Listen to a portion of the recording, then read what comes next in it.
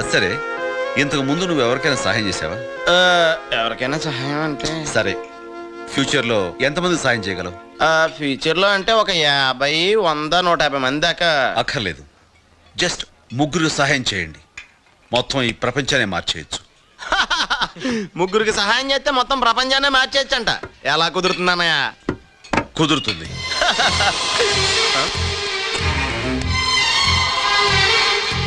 ఇది నేను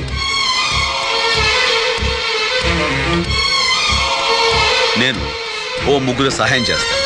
ఆ 3 దగ్గర నుంచి నేను థ్యాంక్స్ కోసం ఎదురు చూడకుండా తలా 3కి హెల్ప్ చేయమంటాను. అలా 3గా పెరిగి చివరికి ప్రతి ఒక్కరిలోనూ ఎదురువాడికి సాయం చేయాలి అనే ఆలోచన పుడుతుంది.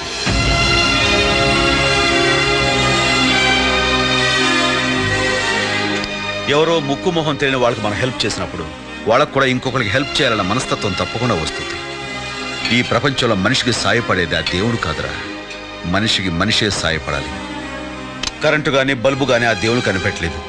ఇంటర్నెట్ దగ్గర నుంచి ఇడ్లీ కుక్కర్ వరకు అన్నీ మనిషే కనిపెట్టాడు. మనిషి తలుచుకుంటే ఏదైనా సాధించొచ్చన్న నమ్మకం నాకుంది.